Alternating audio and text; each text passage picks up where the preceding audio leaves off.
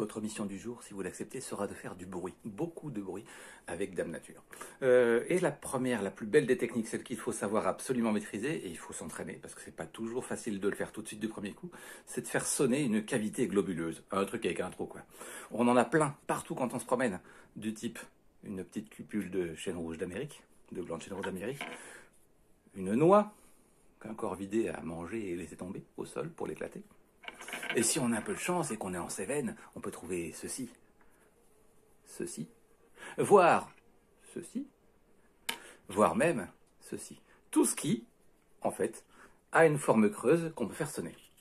Alors pour commencer, peut-être le plus simple, c'est pas forcément les éléments naturels justement, mais peut-être ceux que nos amis les chasseurs, pardon, j'aurais pas dit, nous laissent tellement dans tous les coins de la montagne, ceci, parce qu'en fait, on sait tous faire sonner ça. Il suffit de se mettre sur le côté là, et de souffler sur le bord, et vous voyez qu'en fait, on essaye d'avoir le tube parallèle au menton là, et de souffler avec les lèvres au ras, et on obtient un son. Ça c'est la base, c'est la flûte de Pan. Il y a moyen d'aller un poil plus loin. Donc on a celui-là aussi. Hein. C'est juste qu'après, le son est plus ou moins grave en fonction de l'objet qu'on a. Sympathique aussi. Donc ça, c'est une balle, n'est-ce pas, de chasse au sanglier. Alors que ça, c'est une cartouche pour chasser plutôt le lièvre. Dedans, il y avait des plombs. Et la première technique, on va essayer avec la capsule de bière qu'on trouve aussi généralement dans les mêmes niches, dans les mêmes endroits que les cartouches. J'exagère peut-être, je vais me faire taper, je crois. Vous prenez votre capsule de bière, vous la mettez ici précisément.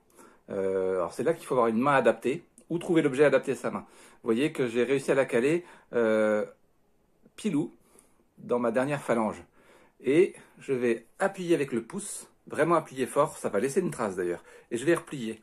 Je garde mon pouce toujours, vous voyez, il est toujours appuyé dessous là, il est toujours là. Je le garde dessous et je vais venir souffler comme tout à l'heure, comme quand on soufflait sur le tube, mais horizontalement.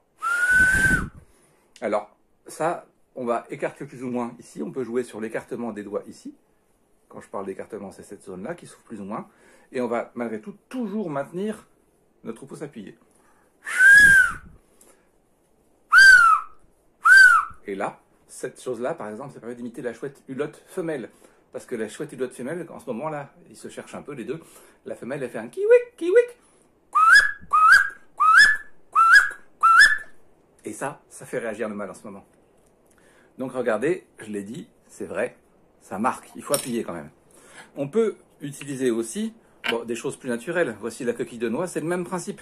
Je vais venir poser la coquille de noix, appuyer, replier et souffler en essayant toujours de garder l'horizontalité.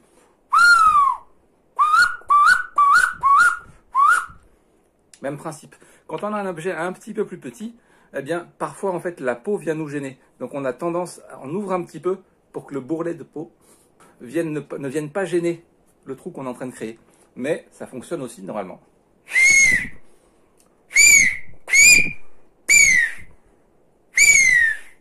Ça fait un peu la buse, mais elle ne vient pas, en général, pour ce genre de choses-là. Et donc, on a aussi des capsules beaucoup plus grandes. Si c'est plus grand, c'est plus grave.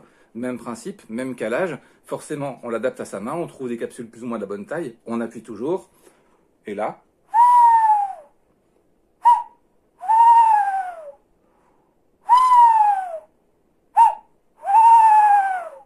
la femelle hulotte faisait kiwik, kiwik. Le mâle, en ce moment, fait ce genre de chant-là, toujours en 3 parties. Ouh, ouh, et un petit rappel. Ouh, tellement bien imité. Voilà, pour finir, pour ceux qui se rappellent de ceci, cet objet-là est un objet qui disparaît. C'était là-dedans qu'on avait les pellicules photo, pour ceux qui faisaient de la photo argentique. Eh bien, ça, c'est le genre de taille qui permet... Alors,